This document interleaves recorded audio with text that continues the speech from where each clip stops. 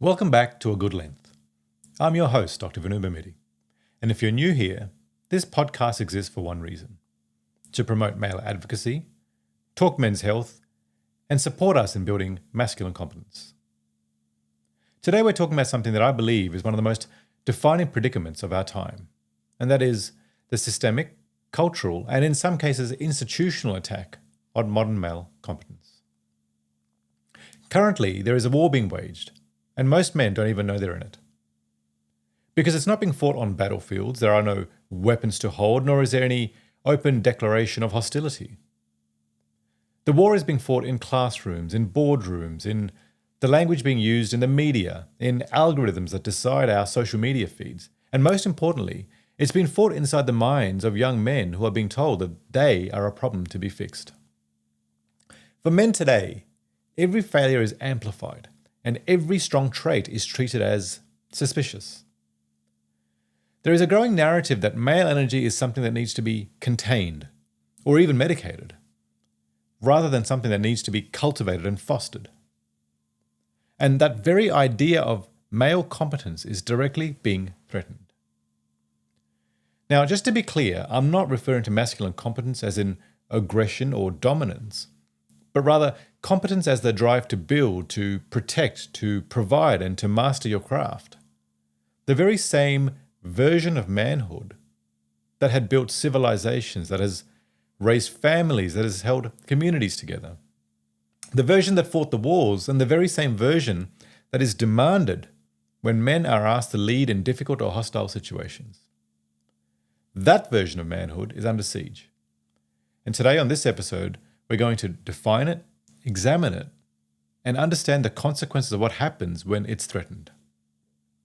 Today's episode draws on research published in the Journal of American Medical Association and the Lancet Public Health, and one of the largest longitudinal men's health studies ever conducted. Before we go to challenge the idea of masculine competence, we need to clearly understand what it is that we are defending. And it's important we get this straight, as the moment we start having these conversations in a public forum, someone will take one sentence out of context, and suddenly you're seen as advocating for toxic masculinity or narcissistic behavior, some of the key words and phrases that are currently being thrown around carelessly and without any thought as to the consequences. When I refer to masculine competence, I think of the core capacities that I believe are key principles for competence, such as agency, mastery, resilience, morality, and relational strength. Agency refers to the ability to take responsibility, to make independent assessments, and act decisively. In other words, the man who sees a problem and moves towards it rather than away from it. Mastery refers to building a skill over time such that you become reliable and effective and trusted in any particular domain, so that you become the man that others call when something needs to be done. Resilience, defined as the ability to suffer and fail while continuing to move forward, not because you don't feel any pain, but because your purpose is larger than your pain. Relational strength is the ability to respect, protect, and provide for the people that you love, financially, emotionally, physically, spiritually. And being that steady presence that makes people around you feel safer because you are around. Morality refers to the willingness to tell the truth, to say no or do the right thing, even when there is a personal cost. To hold a line when everyone around is letting theirs go. To me, those are the 5 core capacities to masculine competence. And when a man can embrace these competencies, he is no longer reliant on the external world and society acknowledging or reaffirming his role as a man. He noticeably differentiates himself as a strong, competent, masculine role model. Social psychologists have developed a concept called precarious manhood, a concept that relates to the notion that, unlike femininity, which is generally seen as stable, nurturing, warm, ever-present, unlike femininity, manhood must be earned and can be lost. But competence is not just something that can be earned and lost, it's something that men innately are. And when men receive signals that their competence is unnecessary or conditional or suspicious, fragile or morally tainted, the consequences are calamitous. You see, competence is the bridge between your internal potential and the external reality. It is a difference between saying you want to be a man of integrity and actually being the man who shows up in a crisis and handles the situation precisely. It is striving to reach the greatest heights that one's innate ability will allow them to in a way that is seen as productive to society. And if we accept that, then we start to see masculine competence as a distinct male model of service to oneself and to the others who depend on him. While endorsing masculinity, we need to understand that women play a central role in this as mothers, partners, wives, colleagues, and friends. It is a delicate balance in the historical interplay of femininities and masculinities where we have to recognize that promoting one doesn't come at the cost of the other. It's not a zero-sum game, and both can coexist in their fullest. There are some extremely worrying statistics about today's young men. Dr. Richard Reeves is a Brookings Institution scholar, which, contrary to some people's opinion, is not just a right-wing think tank. It's one of the most respected policy research organizations in the US. In 2022, he published a fantastic book called Of Boys and Men: Why the Modern Male is Struggling, Why It Matters, and What to Do About It. And his data should alarm every single person listening, whether you're a parent or a mentor or an educator or a man trying to understand his own life. Dr. Reeves does not come at this issue from a conservative or a reactionary position. He's simply following the data, and the data leads him to the same conclusion that many of us have reached from lived experience. And that is that the modern world has created structural disadvantages for boys and men that are not being addressed. And the cost of inaction is catastrophic. Dr. Reeves's HEAL prescription, that is health, education, administration, and literacy, identifies fields that we should actively encourage men to enter. And as per the data, here are some sobering statistics to note. In every single US state, young women are now more likely than young men to hold a bachelor's degree. Women are attending 4-year college degrees at a rate 30% higher than men. And that was 7 years ago in 2019, 30%. America and the Western world in general has moved on from an era in which women were wrongly excluded from opportunity to an era in which many of those historic barriers have been largely removed or reduced. And in some key domains, especially education, young men are now the group falling behind. Now, this does not mean that women were never disadvantaged, because they clearly were. But it does mean that if we keep speaking as though the social map has not changed since 1970, we end up missing what is happening right in front of us today. For much of modern history, women have faced clear structural disadvantages. They had fewer legal rights, fewer economic opportunities, weaker political representation, reduced access to higher education and professional advancement. They had to fight for the right to vote, for equal access to universities, for fairer employment conditions. And those gains were real, necessary, and hard-won. And we should be very proud of that as a society. But the social reality of 2026 is not the social reality of 1966 or even 1986. In some of the most important pipelines into adult success, such as schooling, university attendance, degree completion, and early professional credentialing, the pattern hasn't just equalized, it's actually reversed. According to the Brookings Institute, data has shown that amongst Americans aged 25 to 34, women have moved well ahead of men in degree attainment. The more recent figures put that at 47% of young women versus 37% of young men holding a bachelor's degree.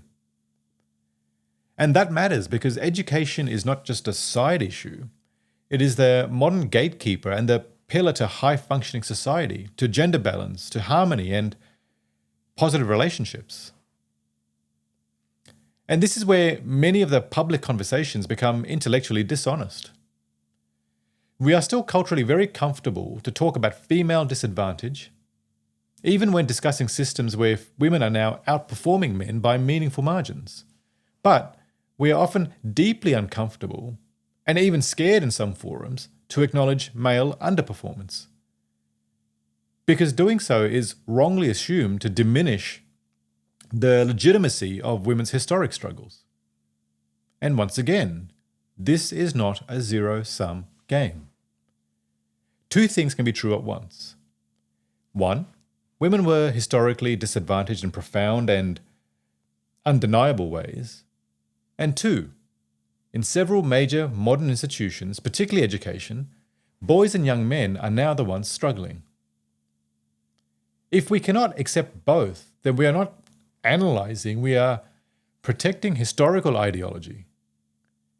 Now, we rightly built enormous moral and institutional momentum around the idea that it is unacceptable for girls to be systemically left behind. And this is absolutely correct, but we have not shown the same urgency when boys are now being shown to be trailing dangerously behind themselves. And in this respect, the pendulum has swung too far. Boys are 2 to 3 times more likely to be diagnosed with a learning disorder. Boys are far more likely to be prescribed medication for attention and behavioural issues. Boys are more likely to drop out of high school. Young men are more likely to be unemployed in their 20s. Men, in general, are dying by suicide at rates that are consistently 3 to 4 times higher than women across most of the developed world. And yet, we continue to spend more time in public discourse debating whether men are allowed to feel proud of being men than we do addressing these statistics. If we continue to come down on the concept of masculinity, men will soon start dropping off at a faster rate. And those that are left behind, they become indoctrinated into the misogynistic hate speech that is slowly growing in popularity. As it stands, our current trajectory of undermining masculinity puts us on a path to an all-out gender war. And that is a war where no one wins and everyone loses. A recent 2025 study published in the American Journal of Men's Health found that conformity to traditional masculine norms, when those norms have no positive framework to contain them, was linked to significant increases in psychological distress, social isolation, reduced help-seeking behaviour in young men. That study teaches us that men are not the problem. The absence of a positive masculine framework is a problem. And it is our moral obligation as stewards of society today to clearly define this framework and to teach the current and future generations of young men. Another peer-reviewed study in the American Sociological Review in 2012 by Professor Dupreet and colleagues in Columbia University found that school environment actively shapes conceptions of masculinity in peer culture.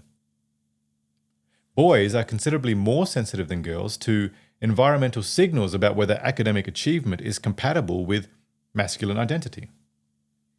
In other words, if the culture around a boy tells him that striving academically is somehow a betrayal of who he is or his manhood, he will disengage. This is exactly what is happening in schools across the Western world. Another piece of work by the same group in 2013 found that the single largest predictor of boys' underperformance is not ability, and it's not intelligence, it's not even behavior. It is aspiration, or more specifically, the absence of aspiration. Boys are not lacking capability, they are lacking a compelling reason to apply it. They have been handed a cultural story that says their natural drives, such as mastery, competition, achievement, building, protecting, that these are suspect or dangerous. And when you tell a boy that the things he naturally reaches towards are problems, you do not create a new kind of man, you create a lost one. I want to go deeper into the concept of precarious manhood, because research published in the Journal of Personality and Social Psychology demonstrates something that most men feel instinctively but rarely hear articulated in clinical terms. Manhood, unlike femininity, is socially contingent. It requires proof. And it can be gained if the male qualifies, and it can be lost. When men experience defeat or loss, such as public failure or a loss of status, relationships, moral disqualification, or if they receive clear signals that they are unnecessary or replaceable, they show predictable and measurable responses. They develop heightened stress physiology, defensive behavior, withdrawal, or overcompensation. Men don't need to be attacked directly for these responses to be triggered.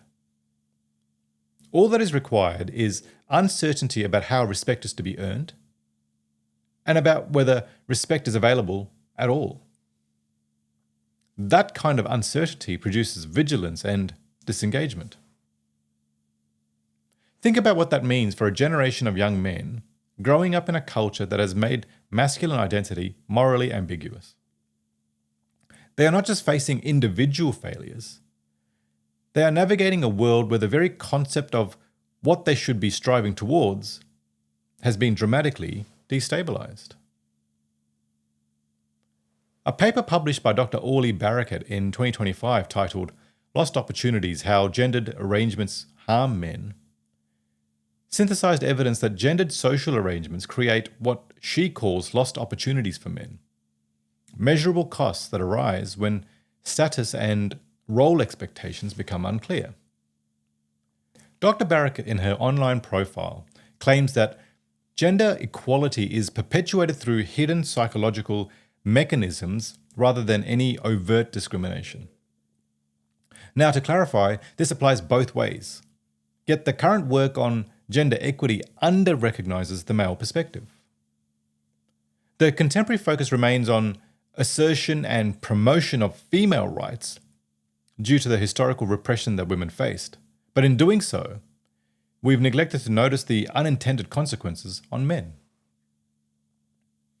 Another study published in 2020 in Journal of American Medical Association Psychiatry found a direct link between high traditional masculinity norms and risk of suicide death. Let's be careful about what this finding is and is not saying, because it is not saying that masculinity causes suicide. It is saying that men who strongly endorse masculine expectations and are then unable to meet those expectations face a dramatically elevated suicide risk. In other words, masculinity in itself isn't the crisis. Failed masculinity is a crisis. The Lancet Public Health Journal published 2 landmark contributions to this conversation. Professor Simon Rice in 2021 discussed how traditional norms push boys and young men to present themselves as strong, competitive, and in control, and then expanded on the mental health costs when these presentations become disconnected from their inner reality. For these reasons, there have been growing calls for the inclusion of men in policy writing to counter gender inequalities. So what is the long-term solution moving forward? Dr. Rice postulates that in a world that needs men with different social and emotional capacities, a different approach to what we are currently taking could lay a foundation for greater productivity and well-being across men's life course. And this is likely to be an intergenerational agenda. In other words, it is our responsibility as the men and women of today to lay the framework that will foster positive manhood, not repeatedly reinforce the current narrative about toxic masculinity. The Australian longitudinal study on male health is one of the largest men's health datasets in the world. That study showed specific traditional masculine norms predict the use of preventative and primary health services. The way a man understands what it means to be a man shapes whether he goes to the doctor or asks for help or gets treatment before a problem becomes a crisis. In plain language, masculine competence is central to male identity.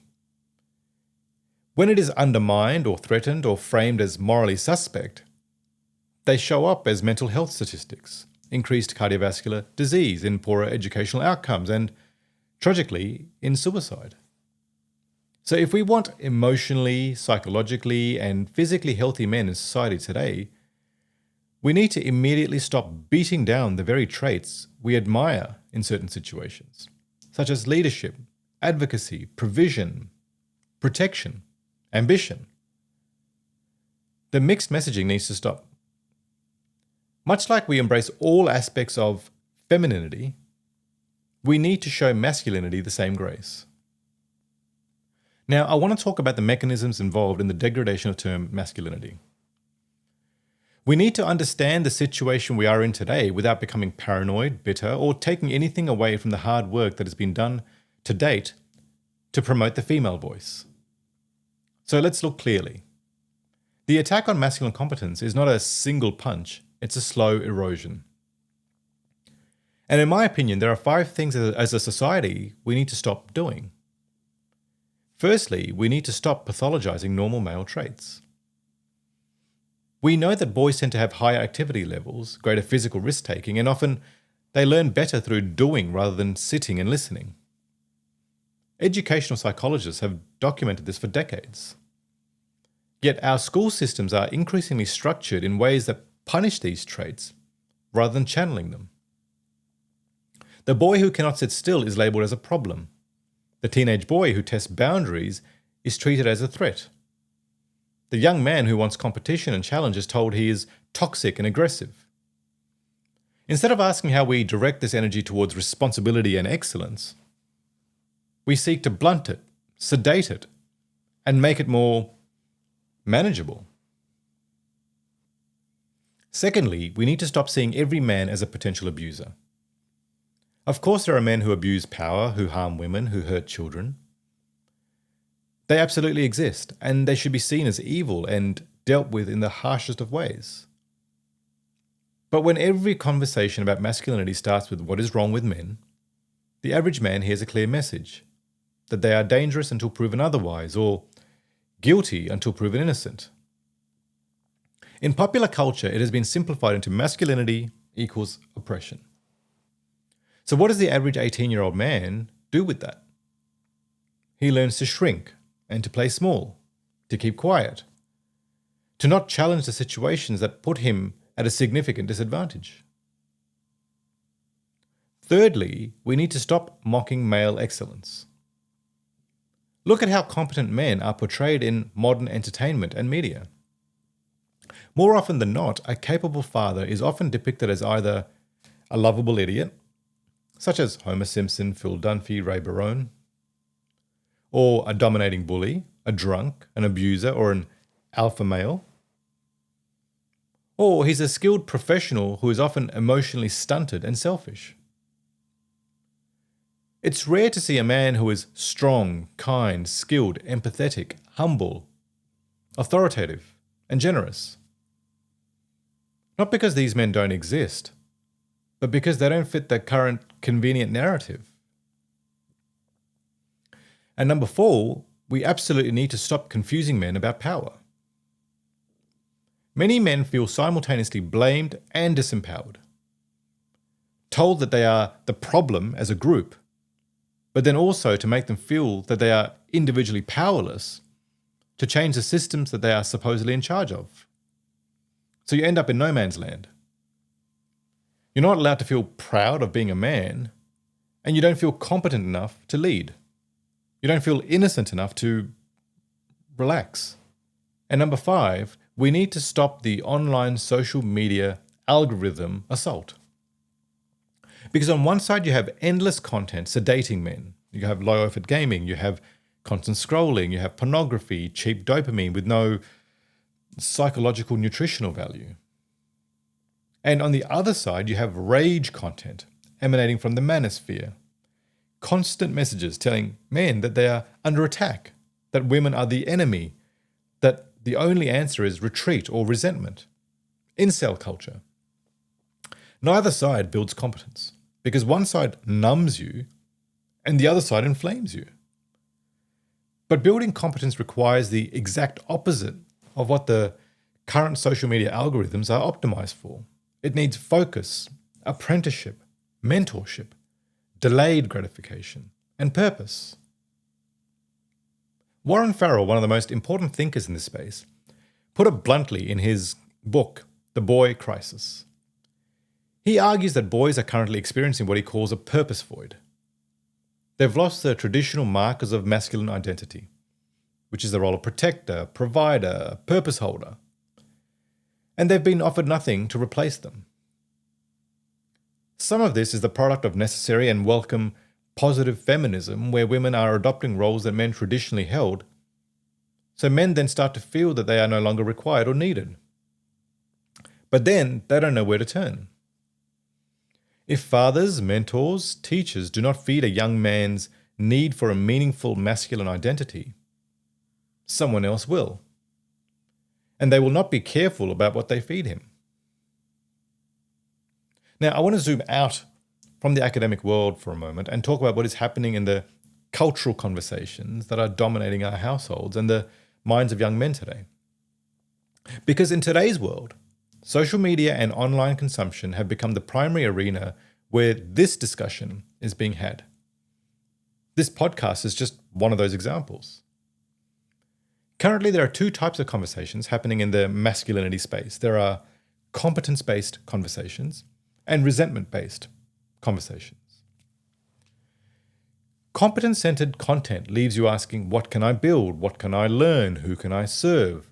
It talks about getting off the couch, getting out of debt, repairing your marriage, stepping up as a father. It pushes back against the idea that male strength is inherently dangerous. And then you have resentment-centered content that leaves you asking, who can I blame?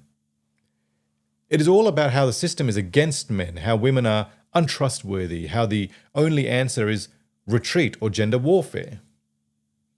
That content is filling the current vacuum, but it is filling it with poison to an audience of the most vulnerable, impressionable young men.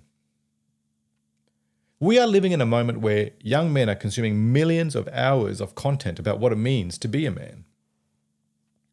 And the question is not whether they will find answers to what they're looking for, because they will. The question is, what answers will they find, and who is doing the work to make sure that the voices are building them up rather than tearing them down? Let us move from the culture to the internal world. Because the most effective attack on masculine competence is not a policy, a tweet, or an article. It is when a man starts to believe he doesn't have what it takes. It's when he starts to internalize some version of, I'm always too much or I'm not enough, too aggressive or too passive, too emotional or too shut down, too ambitious or not ambitious enough. And some men might recognize some of these patterns. You minimize your talents so you don't intimidate the people around you. We feel pressure to apologize for having standards or boundaries. We run the risk of staying in boyhood habits, such as porn, cheap dopamine, avoidance, because adulthood feels like some kind of a trap. We become more comfortable in fantasy than in real-world responsibility.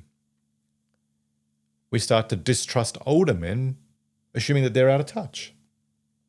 And we avoid younger men, assuming they're hopeless. We isolate from our peers because we see them as competition or a threat. And here is where the generational fracture shows its costs most sharply. Because throughout history, men have passed down skills, rituals, stories through apprenticeships, clubs, military units, and tight male communities. Mentorship was not a luxury, but a crucial, necessary part of a wider survival strategy for young men. Today, many young men are trying to assemble a sense of masculine identity alone from fragments scattered across TikToks or Reels or Shorts or podcasts and memes. No wonder so many feel like imposters and are struggling to construct a healthy identity for themselves. And this touches on something that I think about a great deal with my sons, and a responsibility that I take very seriously, and that is the generational contract. It is not written down anywhere, but every culture has understood it implicitly. Older men pass something on to younger men. Not just information or skills, but something far more fundamental than that. They pass on a vision of what it means to stand up in the world as a man. Our grandfather's generation understood this intuitively. They watched older men, they worked alongside of them, they saw what hard work looked like from the inside. They saw a man swallow his fear and do the hard things anyway. And it changed something in them because they understood that hard things were possible, because they'd seen it being done. And that in turn inspired them to do hard things as well. And that transmission has been disrupted. Not everywhere, but enough that millions of young men are growing up without role modeling, without older men who model competence without cruelty, or mentors who challenge them in ways that build them up rather than break them down, without fathers. In that book, The Boy Crisis, Warren Farrell makes this point with particular force.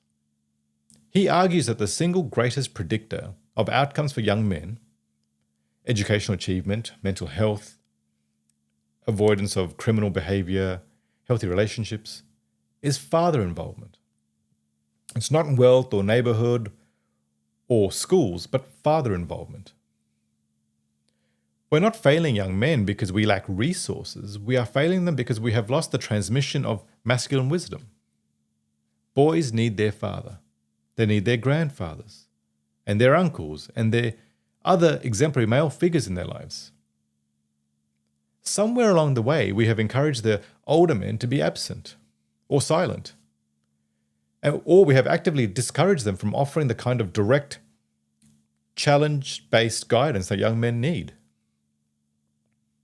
So to the other middle-aged and older men listening, the fathers, the mentors, the men in their 40s or 50s or 60s who figure some things out, the young men today need us more than ever.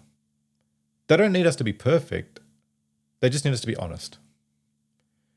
So please share what you wish you had done differently at 15, 20, 25, 30 or 40. How you survived the failures you thought would destroy you. The moments where competence saved you and the people that you love. If you are an older man who has made peace with your past, you can become a lighthouse for the younger men who are in the storm that you once nearly drowned in. And on that personal note, after the events of the last few years in my personal life, I've come to learn what all sociological and gender literature suggests, that to maintain masculine identity under pressure or stress, we need stabilizers or principles to live by. Principle 1 was to develop a skill to become objectively useful. Competence starts with becoming genuinely good at something tangible, and that might be a trade or a profession or a craft, whatever it is. We should pick one domain and commit to becoming the best we can be at that, and to become a trusted authority in that. And that usually means studying, finding a mentor, and deliberate practice. Every hour put into developing a real skill upgrades our sense of self-trust, our confidence, our identity. For me, it was slightly easier. I was already a vascular surgeon. So I decided that I would aim to become an even better surgeon by developing my skills in a subspecialty area of vascular surgery. Principle 2 was physical strength, to train your body and your nervous system, because physical training is not just vanity. When you lift, run, wrestle, or push your body, you send a message to your body and your nervous system that you can do physically hard things and still survive. And this usually involves moving the body hard several times a week. So we should learn at least one physical skill and respect our body as an instrument, because when our body is weak and neglected, it's very hard for our mind to feel strong and anchored. Principle 3 for me was to live by clear moral standards, rules to actually live by. Competence without structure leads to chaos, so we need a personal code, not a poster on a wall, but a set of clear, simple, specific rules that we actually obey and hold ourselves accountable to. Some of the ones that I used were: I will never lie to myself or to the people that I love. I will protect my sleep before I protect my entertainment. I will finish what I start, or I will consciously close it. I will never use cheap stimulation as a substitute for real accomplishment. And these were just some of the examples of the structure that I chose to follow, because ambiguity erodes our identity faster than challenge does, and clear standards stabilize us. Principle 4 for me was service, which is aiming my competence as something larger. Because if our competence is only about our status, our bank accounts, or ego, it will eventually rot us from the inside. We need an arena where our competence is in service of others, whether that's our family or community or work. Now, if we simply ask ourselves one question, who is safer, stronger, or more hopeful because I exist? And if we can't name anyone, well, then that's where we begin. It's clear that men recover well-being when they are needed. Being needed is key for a man's sense of self-worth. And contribution is not just morally important, it's psychologically stabilizing. Principle 5 was emotional literacy and intelligence. This means developing the discipline to name your internal emotional state and respond with proportion rather than impulse. A man who cannot identify what he is feeling will often mislabel fear as anger or grief as irritation or shame as withdrawal. Emotional literacy makes a man stronger. It makes him easier to trust.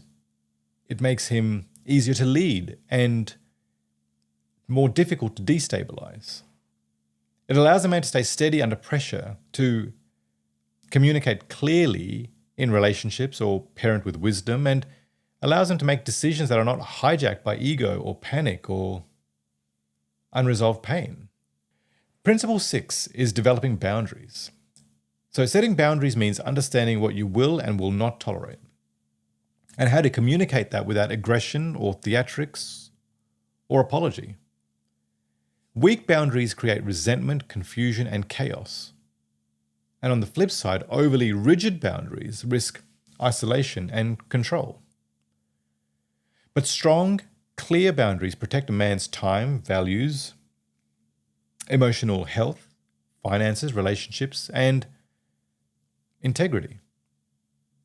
In practice, this often means saying no to things that you're used to saying yes to, refusing to negotiate with repeated disrespect, and not outsourcing your peace to others. A man with strong, clear boundaries becomes grounded, dependable, and difficult to move off center. Principle 7 is brotherhood. Because no competent man is self-made. That's a myth. Behind every man who is dependable and grounded and skilled, there is usually a mentor who told him the truth, or a handful of brothers who wouldn't let him quit, and a community that held him accountable. So we need to ask ourselves honestly, do the men around us celebrate our growth, or do they mock it? Do they pressure us towards our vices or towards our virtues? Are we bonded by distraction or by mission? We need to find or build spaces where men talk about skill and discipline, not just gossip or drama. And that might be a gym or a men's group or a faith community or a sporting team. And finally, principle 8 is asking for assistance as and when you need it. Men who isolate themselves and refuse to seek support, who interpret asking for help as a sign of weakness, these men die earlier, they suffer more, and they leave behind people who needed them the most. Knowing the limits of our own capacity and reaching towards something larger than ourselves is one of the most functionally masculine things a man can do. The best men that I know are not the ones who never need anything. They're the ones who know exactly what they need and are not ashamed to go and get it, and ask for help along the way if needed. And finally, I want to address something directly because I know some of the people who encounter this episode will be looking for a reason to dismiss it. This is not an argument against women or anti-progress. The public health literature is explicit. Gender equity improves outcomes only when male identity is integrated not erased. Healthy societies expand opportunity for women while preserving clear pathways for male contribution.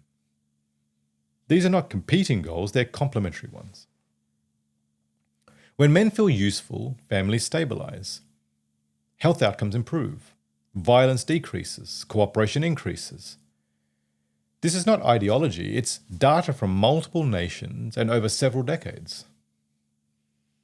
Both men and women are affected by the current distorted competence narratives. The goal is not male dominance, the goal is accurate, honest, evidence-based framing of what men contribute and what they need. So here are my closing thoughts for today. There is an attack, cultural, psychological, and algorithmic attack, on modern masculine competence. Men are often spoken of as a problem to be solved rather than a resource to be cultivated. And the path from boyhood to manhood is more confusing now than it was for most previous generations. But the crucial truth is, the world cannot function without competent men. Masculinity is not a disease. Male competence is not a threat. It's a gift when it's aimed at what is good. Because bridges still have to be built, power still has to be kept running, homes and countries still have to be defended, children still need their fathers. Communities still need men who will show up when things catch fire, literally and metaphorically.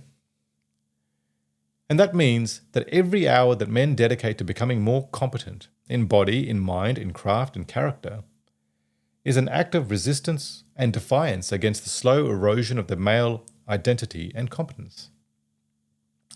And we don't achieve this by trending on social media. We achieve it by quietly and relentlessly becoming the kind of man that people can count on. To the younger men, we need to say the world you will inherit will need you to be strong and steady and skilled, so start building that now. To the men of yesterday, we need to say that we ask that they take what they've learned, both their victories and their failures, and they pass it on so the young men can build on it instead of wasting it. If this episode resonated in any way, please share, comment, and subscribe. I would love to hear from as many people as possible and extend an open invitation to anyone who is interested to come and sit with me, either in person or virtually, to share your stories and your wisdom. I'll catch you on the next episode. Until then, be well.